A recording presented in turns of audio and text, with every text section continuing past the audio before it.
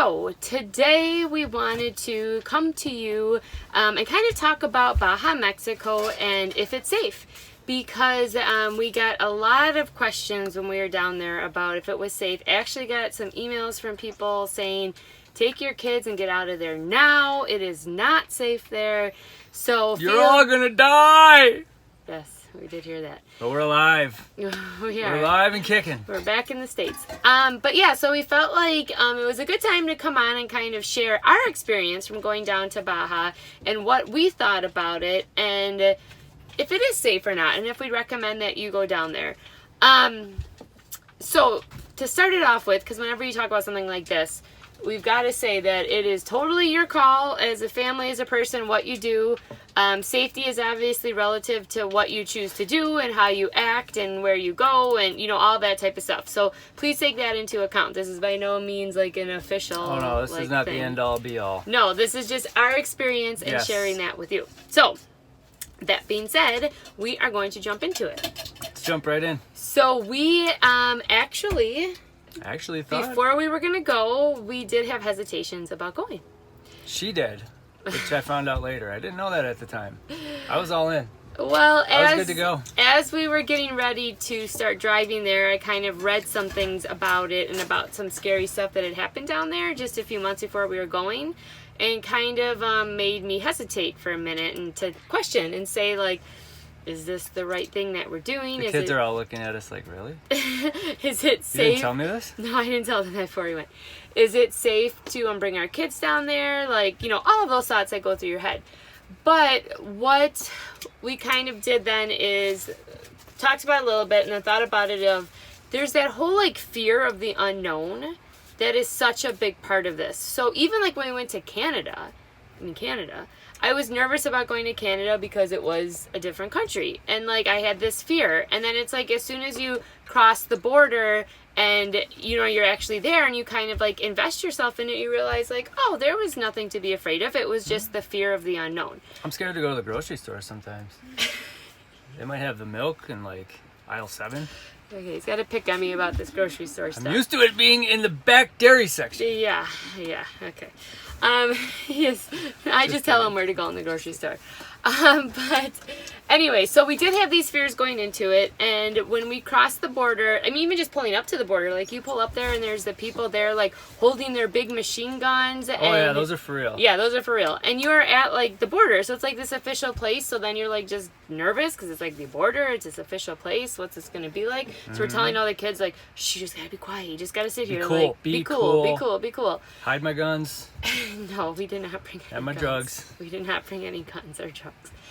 Don't do that if you're going to go. Yeah, don't do that. But so then we got to the border and then that process went, you know, very well. It was very smooth. The guy was very nice and we had to go into the area to get like our traveler things. The visas and we had to go pay and we didn't speak Spanish and right at the border they're speaking Spanish. Yep, like they're welcoming you in. Yep. But yeah, so that was a little bit scary, and then once we kind of got through that part and started moving on, like I still had like just like a stomach ache. I was so nervous this whole time we're driving. So we're driving through Mexicali, which is like a place that we've like, you know, never been before. We're in a new country. It's huge. Okay, I didn't know that. Capital of Baja, it's huge. We're driving through this, you know, kind of looking around. I mean, it's a third world country, so like it's not like driving in like San Diego. That was like a big city. Yeah, but it's still not like driving like in San Diego. Like things are still kind of run down and like it's still kind of like it's just different. It has a different populous city. So. It is very busy. It's just a different feel to it. Signs are in Spanish, you know, all of that. So I had a stomach ache. So then we're driving down and then we got out of the city and we're into like going towards San Felipe and the same thing. Like it's just this area just like is, you know, the mountains. It's a tight road. It's got potholes all over the place. The truck was flipped over, burning, and ambulances were rushing to it. Right on the side of the road when we were driving there. Welcome to Mexico. Yeah, so definitely still was very unsure about the whole situation. Then when we got into San Felipe and got settled right at our beach campsite with the palapa and everything, everything kind of started to just relax a little bit and was like, okay, like this is okay. Like the people here, there were a lot of other Americans there and Canadians there. So tequila helps too. That helps a lot. Yeah, it does. But there were a lot of, other Americans and Canadians there at the campground, so that kind of helped. And then just everyone that was there was nice, the people that ran the campground and everything. So it, so it kind of started to feel like just a little bit more like, okay, all right, this is okay. And then, like, the first time that we went to walk into the city down there, it was kind of like, okay, like, we have to be back before it's dark. We can't be walking at night. Like, what is this going to be like? Don't look at anybody in the eyes. Yeah, what's it going to be like? What's going to happen? And then what happened, though, is that as we started to go into the city, like, the people were so nice. Like, everyone just wanted to talk to us. They wanted to say hi. They wanted to invite us in. They played with the kids. And we, like, totally, like, realized, like, as we were walking around in all of Mexico, that the Mexicans were more than happy to look at us and say hi and be friendly. And almost at least half of the Americans or Canadians, gringos we walked by, like, wouldn't make eye contact and wouldn't say hi. So it actually ended up that the Mexican, they were just so nice and welcoming and kind and all of that. In San Felipe, we did end up walking back to our campground at night and felt totally fine. There were a lot of other families, Mexican families that were out just on the road, walking with their kids, and there was a baseball game going on with the big stadium lights on, and, there's a lot of things like that it just, again, like, it just felt very good. Now, and you'll be escorted by a pack of dogs too, so that's always good. Yes, lots of dogs that are just out there, wild dogs around everywhere we went in Mexico. The whole country, everywhere we went. But yeah, so we kind of just got used to, like, just the feel of it. And then, of course, it's like any time, though. Like, if you're in a city, like, yeah, we should probably, with our kids, like, wouldn't be out, like, at midnight or 1 a.m. in a place like this, another country, somewhere we don't really know. Like, no, that wouldn't be smart. But walking back at, 8 o'clock, 8:30 at night when it was getting dark, like, we felt like it was totally fine. So definitely did not feel that. So anyways, as we kept getting into Baja and, being there for longer and exploring more places, we just felt more and more safe and more welcome. So here's one thing that I did too. You can't obviously bring weapons.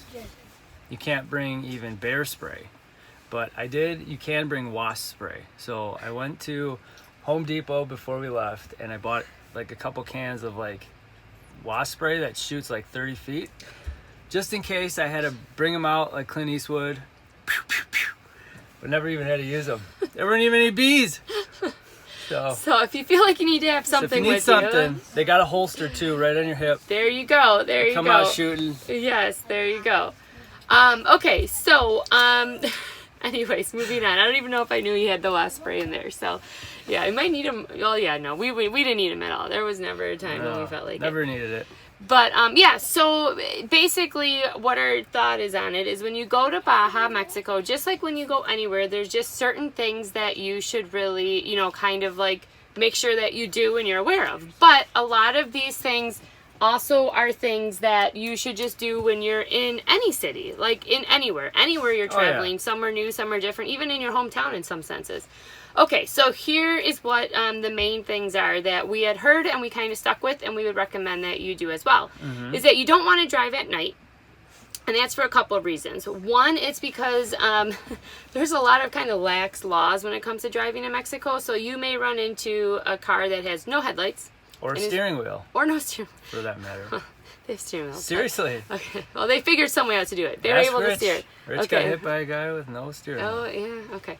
So, that was a family that we met down there. But yeah, so at night is because they don't have headlights on. Mm-hmm. They don't have steering wheels, I guess. Also because there are lots of animals just out. It could be a dog. It could be a cow. You don't know. Well, the cows, they migrate to the roads for some reason. Yeah. So when it's dark out, I think it's because it's warmer or something on the road or something. So hard to see. And they're big. They're not like good old Montana cows, but they'll mess your car up. Yeah. And there's potholes that in the daylight you are lucky if you see the potholes, if you're really paying attention. So at night, like, you are going to totally miss those. There's topes, which are speed bumps that are just in totally random places. So anyways, lots of reasons why you just don't drive at night. So get where you're going to be, and that's it. One night, we did end up driving at night when we were coming home from San Jose del Cabo, and yeah, it was a little nerve-wracking. I definitely just couldn't wait to get back home. and get back to the RV. But we made it okay, but again, just would not recommend driving at night. The other thing is just don't stay out too late. Just like if you were anywhere. I mean, would you in like, you know, any big city really stay out like super late at night unless you kind of knew where you were with a group of people, you had a ride home, you know, all of those type of things. So just if you want to be like extra careful with it, just don't stay out late at night. Like that's the best thing we can say about it. Just get back to your RV at a reasonable time and well, there's something kind of called Baja Midnight, wasn't it? So like people like basically turned in at 8 or 9. Like even coming back from town, they'd be back by 6 or 7 in their RVs, in their hotel rooms, closed up shop by 8 or 9. And that was especially true when we were in like the northern part of Baja. I felt like when we got farther south, it turned into a little bit more of like kind of like your typical like what you expect like American style of stuff in the bigger cities, but definitely in northern Baja it was like that. And then the other thing is that, like, just like you would in any city, so like in Chicago or in New York or even in Milwaukee in Wisconsin, there's certain areas of it that you know you kind of just don't really go to, or they're not areas that are necessarily marked as safe, so you just avoid them. So it's just the same thing. If you're in La Paz, like, don't go into the part of La Paz that you shouldn't go into. Or when you're in Cabo, like, stay at the, you know, kind of the touristy areas or in the areas that you know are okay. You know, all of those same things that you would do in the cities, just like if you were in the States. So that stuff I think is just, again, common sense. Yeah, common travel knowledge. Then the other thing is the police. So you will see local police and federales all over the place.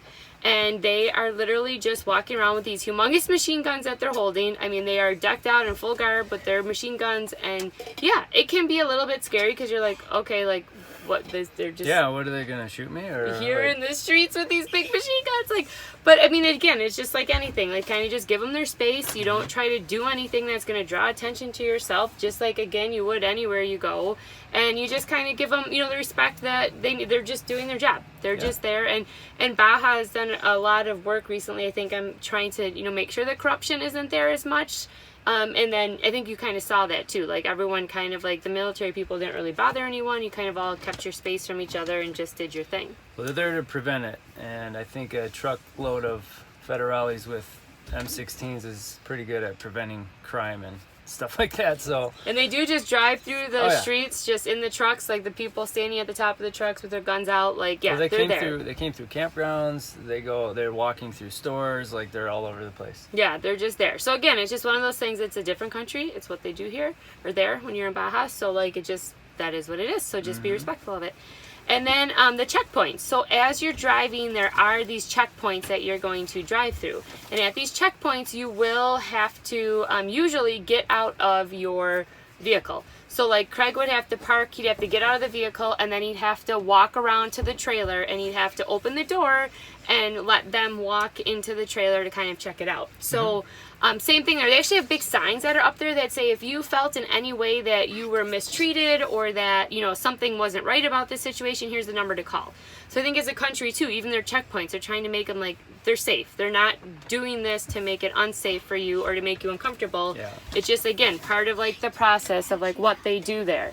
So well, they were saying too that like in the past people, they were planting stuff when they're looking through your RV or whatever, and that's just not the case.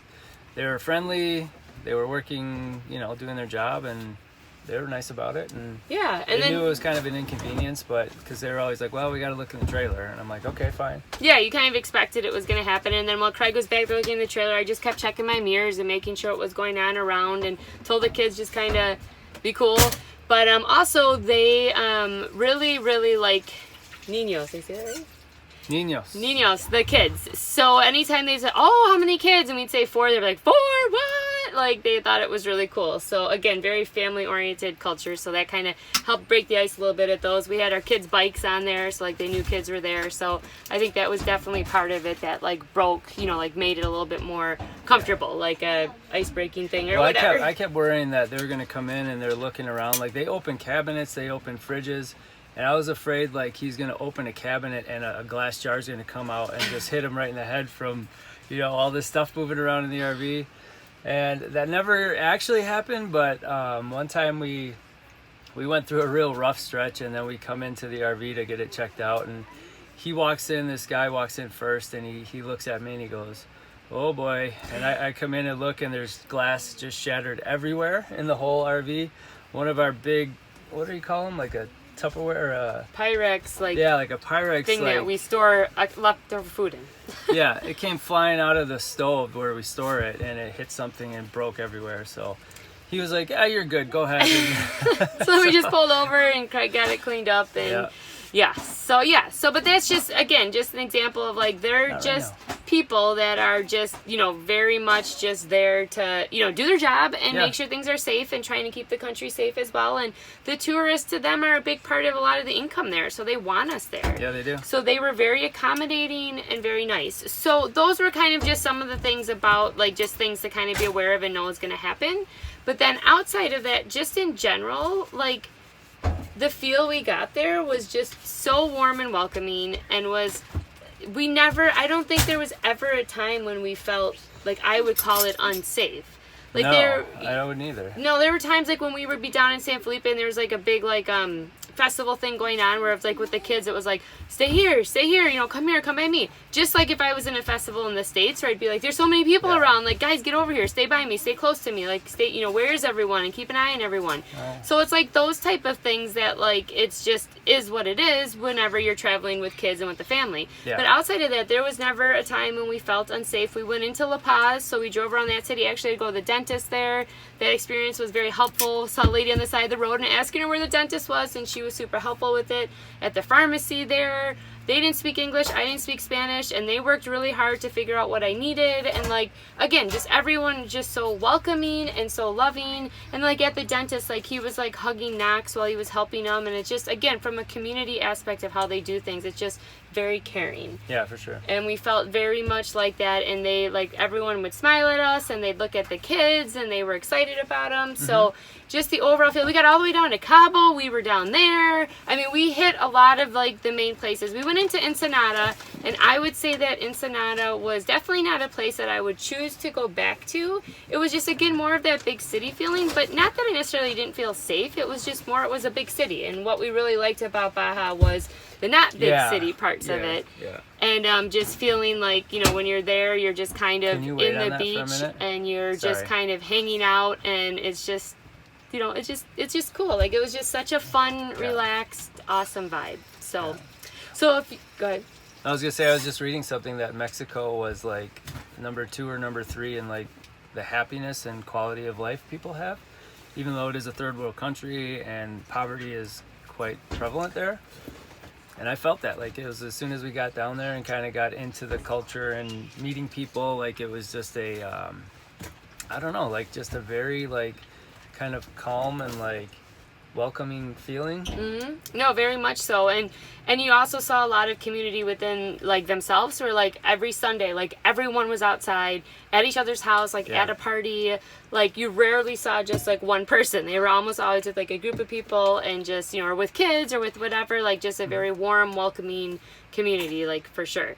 So our take on this is, if you are considering going to Baja, Mexico, you should do it.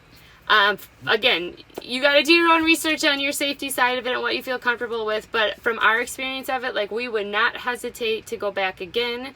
We would not hesitate to recommend it, and we just think it was a great place, and that a lot of the fear stems from the unknown and from media and from things like that, but once we got down there and we're in it, we just loved it and think it was an amazing place to visit. Yeah, and when we went down, we went with a caravan, obviously, your sister and your parents, and now I'd feel safe going back by herself, for sure. Yeah, and we actually ended up leaving from Todos Santos by ourselves. So we traveled all the way from Todos Santos, was just almost down by Cabo, all the way back up and out by ourselves without the caravan, and yeah, we were totally good to go with that. So so yeah, going with the caravan, of course, if you have some concerns, is always a good thing. Yes. And more in numbers always makes you feel better, but right. We did then do that other part of it about a week without, and we're totally good to go. Yep, you should be more concerned with the roads, which we'll talk about at some point, and we do have a blog post on that too. Yes. Yeah, so we have a whole page on Baja, and on that page we talk about kind of what we talked about here. Is Baja, Mexico safe? Then we also talk about the internet, we talk about the roads, we talk about our road trip that we went on, we talk about the things you need to prepare to go down there. It's got a whole ton of information on there, so we will include those links down in the description here and in the comments, so you guys have that so that you can learn all about Baja if it is a trip that you want to take with your family. And like always, if you guys have any questions, please do just leave them in the comments and we will be happy to answer those. All right, guys, cool. We'll catch you later. Bye.